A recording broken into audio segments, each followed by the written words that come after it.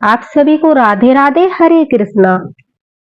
आज की यह लीला कथा रायपुर में रहने वाली एक भक्त ने हमारे साथ शेयर की है, जो पिछले 20 वर्षों से जो है बाल गोपाल लड्डू गोपाल की सेवा कर रही है। दोस्तों देखो, पहले क्या होता था कि सभी के घर में जो है बाल गोपाल विराजमान नहीं होते थे। काफी कम लोगों को इस बारे में नॉलेज थी। ठाकुर जी की सेवा के बारे में ज्यादा नहीं पता था। लेकिन आजकल हर घर में तो लड्डू गोपाल की सेवा हो रही है। लोग बाल गोपाल की सेवा के बारे में सब कुछ जानते हैं कि उन्हें किस प्रकार स्नान कराया जाता है, किस प्रकार भोग लगाया जाता है, किस प्रकार उन्हें विश्राम कराया जाता है। लेकिन पहले ऐसा नहीं था। काफी कम लोगों को ही इस बारे में नॉलेज थी कि लड्डू गोपाल को अगर हम घर में विराजित करते हैं तो उनकी एक बच्चे की तरह सेवा करनी होती है। रायपुर में जो ये मैया थी, ये ठाकुर जी की सेवा के बारे में सब कुछ जानती थी और बड़े ही मन से, बड़े ही भाव से जो है ठाकुर जी की सेवा करती थी। वह ठाकुर जी को 4 टाइम भोग लगाती थी। सुबह उठते ही उन्हें स्नान कराने से पहले जो है दूध का भोग लगाती थी। फिर उसके बाद उन्हें स्नान कराकर भोग लगाती थी। दोपहर में खाने का भोग लगाती थी और फिर रात को फिर उन्हें शाम के खाने का भोग लगाती थी। इस तरह से वह 4 बार लड्डू गोपाल जी को जो है भोग लगाया करती थी। अब मैया के जो है बेटे की शादी हो गई, घर में बहू आई। बहू के आने के बाद भी ही मैया ही लड्डू गोपाल की सेवा करती थी, क्योंकि बहू को ज्यादा लड्डू गोपाल की सेवा करने में इंटरेस्ट नहीं था। अभी मैंने बताया कि पहले सभी लोग लड्डू गोपाल जी की, ठाकुर जी की सेवा के बारे में नहीं जानते थे। कुछ गिने चुने लोग ही ठाकुर जी की सेवा के बारे में जानते थे। तो उनकी बहू भी जो है बाल गोपाल की सेवा के बारे में कुछ नहीं जानती थी और उन्हें लगता था कि जैसे मैया अपना समय बर्बाद करती रहती है, इनको कुछ काम नहीं है। हर वक्त एक मूर्ति को खाना खिलाती है, स्नान कराती है, सुलाती है। मतलब उनकी जो बहू थी, उनका ये सोचना था कि जो मैया है वो अपना समय बर्बाद करती रहती है, उन्हें कुछ काम नहीं है। इसलिए काम से बचने के लिए वह मूर्ति के साथ लगी रहती है। उन्हें इस बात का ज्ञान नहीं था कि वह ठाकुर जी का बाल रूप है और उन बाल रूप की सेवा की जाती है। काफी बार मैया ने जो है अपनी बहू को समझाने की भी कोशिश की कि ये ठाकुर जी का बाल स्वरूप है और इनकी बच्चे की तरह ही देखभाल की जाती है, इनकी सेवा की जाती है। इनकी सेवा करने से घर में सुख समृद्धि आती है, ठाकुर जी की कृपा हमारे ऊपर रहती है। लेकिन वह इन सब बातों पर ध्यान नहीं देती थी। धीरे धीरे समय बीतने लगा। अब मैया जो थी वो बूढ़ी होने लगी। उनकी बेटी की भी शादी हो चुकी थी। उनकी बेटी जो थी वो बाल गोपाल लड्डू गोपाल को मानती थी, मतलब ठाकुर जी को प्रेम भी करती थी और उनके प्रति श्रद्धा भाव भी रखती थी। लेकिन उनकी बेटी की शादी हो चुकी थी और वह अपने ससुराल में ठाकुर जी की सेवा करती थी। मैया ने जो है उन्हें शादी के वक्त लड्डू गोपाल उपहार स्वरूप दिए थे, तो मैया की बेटी भी लड्डू गोपाल की सेवा करती थी। जाहिर सी बात है, माँ बाप ही अपने बच्चों को सिखाते हैं कि उन्हें क्या करना चाहिए और क्या नहीं करना चाहिए। अगर मैया ठाकुर जी की सेवा करती थी तो उन्होंने अपनी बेटी को भी सिखाया कि हमें ठाकुर जी की सेवा करनी चाहिए।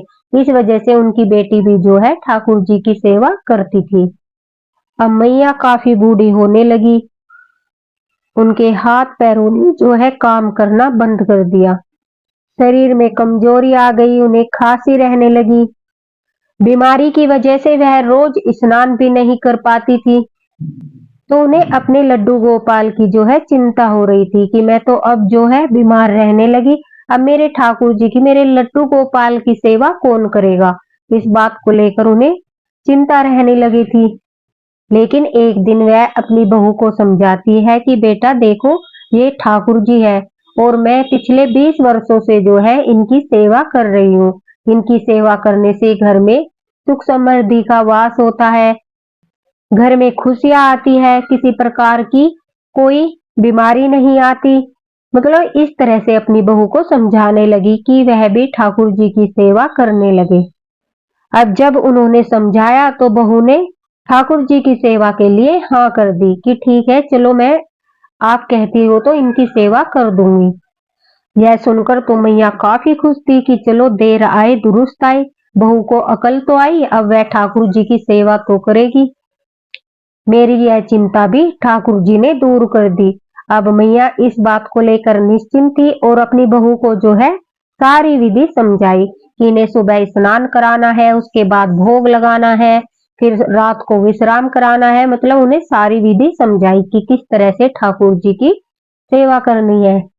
जब मैया उन्हें समझा रही थी तो उनकी बहू हर चीज के लिए गर्दन हिलाकर सहमति दे रही थी कि ठीक है, हाँ मैं कर लूंगी, हाँ मैं स्नान करा दूंगी, हाँ मैं ठाकुर जी को भोग लगा दूंगी, हाँ जैसा आप बोल रहे हो मैं ऐसा कर दूंगी। मतलब उनकी हर बात में हाँ मिला रही थी, लेकिन मन ही मन जो है सोच रही थी कि मैं अपने हिसाब से करूंगी, मुझे जिस प्रकार सेवा करनी है मैं उसी तरह से करूंगी। अब मैया काफी बुजुर्ग हो चुकी थी, उनसे उठा भी नहीं जाता था। एक जगह अपने ही रूम में अपने बेड पर बैठी रहती थी, उनसे ज्यादा घूमा फिरा नहीं जाता था।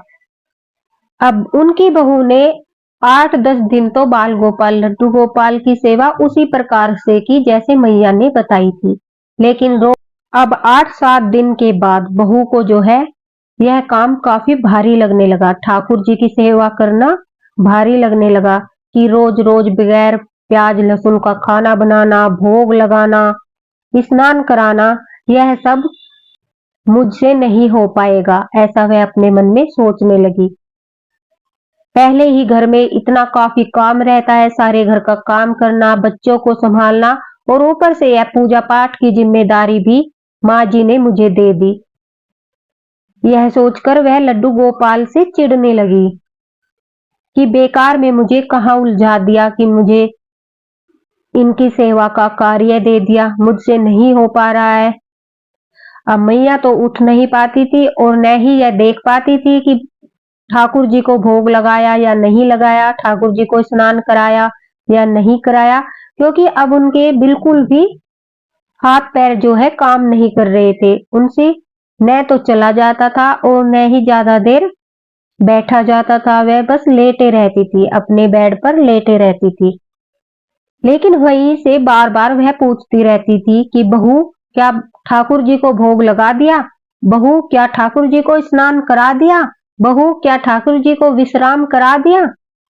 तो बहू हाँ पर हाँ करती चली जाती थी कि हाँ माँ जी मैंने करा दिया, लेकिन वह क्या कर रही थी, अब वह ठाकुर जी को न तो स्नान करा रही थी और न ही वह अच्छे से भोग लगा रही थी। प्याज लहसुन के बगैर खाना बनाने की समस्या से छुटकारा पाने के लिए उसने जो है क्या करा, बतासे लाकर उनका डब्बा भर लिया और लड्डू गोपाल के सामने जो है कटोरी भरकर बतासे रख देती। और जब मैया पूछती कि बहू क्या तुमने ठाकुर जी को भोग लगा दिया, तो वह कह देती हाँ मैंने भोग लगा दिया। अब मैया तो यह नहीं देख पा रही थी कि बहू ने क्या भोग लगाया है क्या नहीं लगाया है।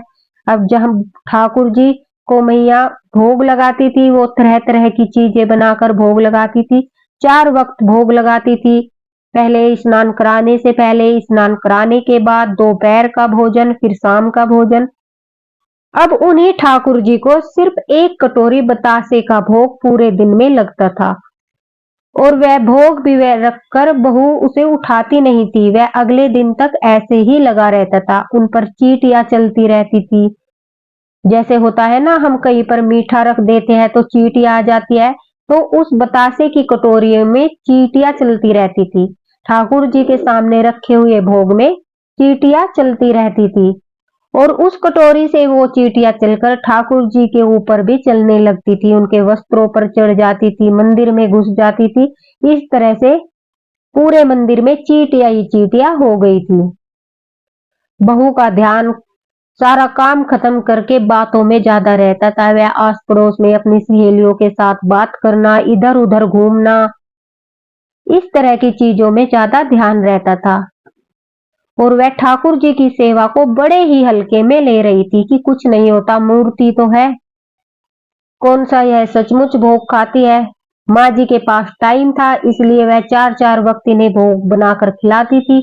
अब मूर्ति थोड़ा ही ना सचमुच भोजन खाती है, इस तरह का भाव वह ठाकुर जी के लिए रखती थी। अब जैसा भाव होगा ठाकुर जी भी उसके साथ ऐसा ही व्यवहार करेंगे।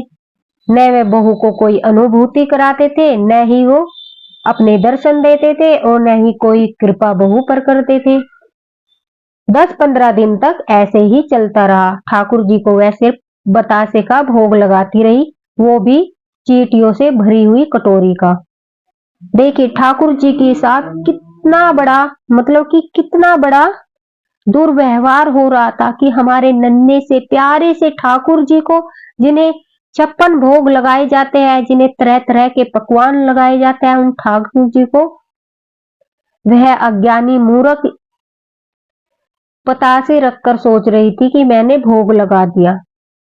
अब एक दिन जब मैया सो रही थी तो उन्हें अचानक से ठाकुर जी ने उनके सपन में दर्शन दिए, और उन्हें किसी बच्चे के रूप में ठाकुर जी दिखाई नहीं दिए, बल्कि उनके घर में जो विराजमान है बाल गोपाल, लड्डू गोपाल, वही लड्डू गोपाल मैया को दिखाई दिए।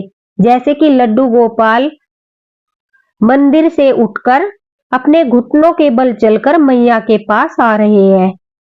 और देखिए सभी को दिखते हैं कि बच्चे के रूप में दिखते हैं, किसी को मुरली हाथ में लिए हुए और सिर पर मोर पंख लगाए, लेकिन मैया को उनके जो है लड्डू गोपाल उसी रूप में दिखाई दिए जिस रूप में उनके घर में विराजमान थे। मतलब खुद विग्रह मंदिर से चलकर आ रहा है और मैया से कह रहा है कि मैया, ओ मैया, तू तो मुझे इतने अच्छे अच्छे पकवान खिलाती थी, इतना अच्छा अच्छा भोग लगाती थी, लेकिन मैं पिछले 15 दिनों से भूखा हूं। मैया सपने में ही कहती है कि लेकिन बहू तो तेरी सेवा कर रही है ना कन्हैया, बहू तो तुझे रोज भोग लगाती है, फिर तुम भूखे कैसे हो। तो वह कहते हैं तू खुद ही चलकर देख ले मैया, तेरी बहू क्या भोग लगाती है। और ऐसा कहते कहते जो बाल गोपाल है, हमारे लड्डू गोपाल, वह मैया को कहते हैं कि देख मेरे पूरे शरीर पर दाने हो गए हैं, मुझे दर्द भी होता है, मुझे जलन होती है, अब मुझे कुछ अच्छा सा खाने को दे मैया, मुझे भूख लगी है। और यह कहते ही मैया की आंखें खुल जाती है। मैया की आंखों से आंसू बहने लगते हैं कि मैंने यह कैसा दृश्य देखा, मेरे लड्डू गोपाल इतने कष्ट में है। अब मैया जो है बहू को आवाज लगाती है, लेकिन बहू अपनी सहेलों के साथ बातें करने में मगन थी, उसे मैया की आवाज नहीं सुनाई दी। अब मैया धीरे धीरे उठकर जैसे तैसे मंदिर तक पहुंचती है। मंदिर वाला रूम था जो मैया के रूम से कुछ दूरी पर था। अब मैया धीरे धीरे चलते चलते बड़ी मुश्किल से मंदिर तक पहुंचती है और कहती है आज तो मैं देखकर ही रहूंगी कि मेरे बाल गोपाल को क्या कष्ट हो रहा है, मेरे ठाकुर जी को क्या कष्ट हो रहा है कि उन्होंने स्वयं आकर मुझे बताया। बहू सेवा कर भी रही है या नहीं कर रही है, मुझे स्वयं ही देखना होगा। यह मन में ठानकर अब मैया जो है धीरे धीरे अपने बिस्तर से उतरकर मंदिर तक पहुंचती है। वहां जाकर जो मैया ने देखा, उसे देखकर उनकी रूह कांप गई। बाल गोपाल के सामने एक बतासे से भरी कटोरी रखी थी और उस कटोरियों में चींटियों का ढेर था, जिसे देखकर मैया ने तुरंत से झटपटाकर अपने हाथों में उठाया और रोते हुए बोली कि हे ठाकुर जी, मुझे माफ कर दीजिए, मेरी वजह से आपको इतना कष्ट सहना पड़ा, मुझे माफ कर दीजिए। और उस कटोरी को दूर रखकर बड़ी जोर से अपनी बहू को आवाज लगाई। अब बहू देखते ही मैया को मंदिर में घबरा गई और कहने लगी कि आप कैसे यहाँ पर चलकर आई हो, आपसे तो उठा भी नहीं जाता। तभी मैया ने डांटते हुए कहा कि बहू, तुझे सेवा नहीं करनी थी तो मुझे बिल्कुल साफ साफ मना कर देती, लेकिन तूने जो मेरे ठाकुर जी के साथ किया है मेरे कन्हैया के साथ किया है, इसका फल तुझे अवश्य मिलेगा। अगर तुझे सेवा नहीं करनी थी तो तू मुझे मना कर सकती थी। अब मैया ने निर्णय ले लिया था कि वह बहू को ठाकुर जी की सेवा नहीं देगी। मैया ने अपनी बेटी को बुलवाया और उससे कहा कि मेरे बाल गोपाल लड्डू गोपाल को तू अपने साथ ले जा और उनकी सेवा कर। ये उत्तरदायित्व जो है मैं तुझे सौंपती हूँ। अब मैया की बेटी के पास पहले से ही ठाकुर जी विराजमान थे। वह उनकी सेवा के बारे में अच्छे से जानती थी और ठाकुर जी के प्रति उनके मन में भाव भी थे। तो हमें ऐसे लोगों को ही ठाकुर जी की सेवा देनी चाहिए जिनके मन में भाव हो, जो उनकी सेवा का उत्तरदायित्व उठा सके, ना कि मैया जैसी बहू के हाथों में अपने ठाकुर जी को सौंपना चाहिए।